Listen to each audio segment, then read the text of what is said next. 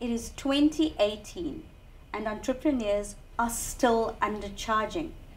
They seemingly don't know their worth, don't know the value of their products or services.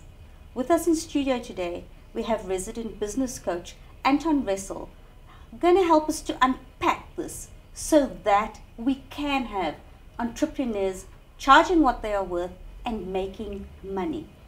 Welcome, Anton. Thank you. Lovely to be here and Happy New Year. To you too. May it be a good one, especially for entrepreneurs. Sure. Entrepreneurs are passionate, enthusiastic, wanting to make a difference in the world. But one thing that entrepreneurs always seem to fall into, a trap they always seem to fall into, is the one of undercharging. Why is that? And how can that be fixed? Well, I think you summed it up very nicely when you said it's about making money. And the reality is that why do you start a business? Why do you go into becoming an entrepreneur? Why do you leave your job to open up something of yourself, whether it's a passion project, whether it's something that follows your skill? It's because you want to make money, isn't it? And I think where most entrepreneurs really struggle around charging fair prices for their products or services, and especially their services, is around a confidence issue. You know, I'm the new kid on the block, so I've got to be cheaper. I'm not proven, I don't have a well-known brand name, therefore I can't charge what other people charge. Or, you know, I'll kind of go in at the cheaper level until I establish myself, and once I've proven my worth, then maybe I can start charging market-related rates and for my products and services. But that's not necessarily saying that entrepreneurs don't have confidence within their products or their services. Entrepreneurs very often lack confidence within themselves. Well, one of the biggest elements of the work that I do as a business coach is actually around that very topic. It's around helping people find and recognize their own strengths and what they bring to the table. And usually what we do find is that with an entrepreneurially based or a smaller business, as opposed to, let's say, a larger, more established concern, entrepreneurs often bring a lot more to the table than the bigger guys, where you're just a number, where, you know, kind of, yeah, we'll come out on Thursday because we don't have anyone to come before then. They'll drop everything at the, you know, at the drop of a hat and be there. 24/7. If you call them out on a Sunday, they're there, always wanting to prove themselves. There is a triumvirate sort of within the entrepreneurial sphere. Let's chat about that quickly. Well, essentially the way any business can compete, whether it's an entrepreneurially based business, a corporate, whatever it might be, is on three elements, namely price, quality, and service. And sort of accepted business practice says you should choose two and really own them, and then basically the third one will fall into place. But what entrepreneurs, and particularly new entrepreneurs, try and do is they try and compete on all three.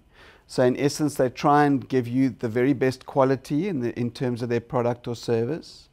They try and give you superior service, so they'll come out at 11 o'clock at night, or they'll come out on a Sunday, or they'll be there tomorrow morning, you know.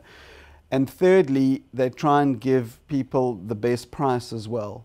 And essentially those three elements, price, quality, and service, are in sort of friction with each other. You know, the better the quality of the service or the product that you provide, the more expensive it's going to be for you to provide it. Therefore, your price has to be higher. The better service that you get, so if you work overtime, if you work after hours, if you come in on a Sunday or whatever, that's going to ultimately cost you more because you're going to have to pay your staff overtime.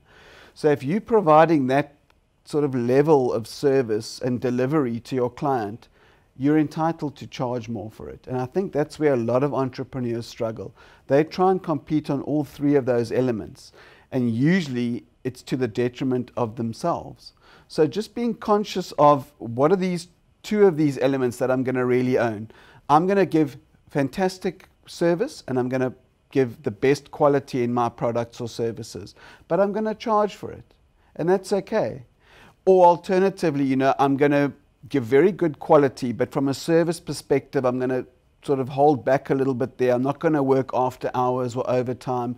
I'm not going to work on a Saturday or Sunday, but, you know, I'm going to give a better price as a result. And that's also okay. The entrepreneur needs to know their strategy around charging what they're worth, and they need to actually own it. We're just going to touch on it quickly, but in terms of knowing it, owning it, they should also know how to cost.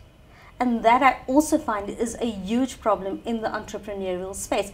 People are not knowing how to cost their time, how to cost their effort, how to cost expenses, with the result pricing is completely skewed. And then we sit back and we say, well, I've made no money. That never works for anybody. I should actually have a t-shirt made that says costing is everything, or know your costs, Know because your costs. I'm very passionate about this. In fact, it's one of the kind of areas that I like to think I've done a lot of research and homework on over the years. The reality is, how can you give a price to a client for a product or a service if you don't know what it costs you? It's completely irresponsible to you, to your business, and to sort of your sustainability if you're just winging it, if you're just thumb sucking or going on what the market charges without really understanding your costs. And I think the truth is, a lot of entrepreneurs don't know where to start.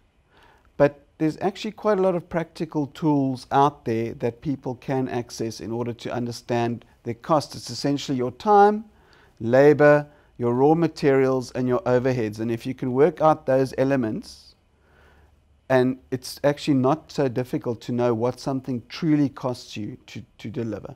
Thank you, Anton. We will be unpacking all of this as we go further into 2018.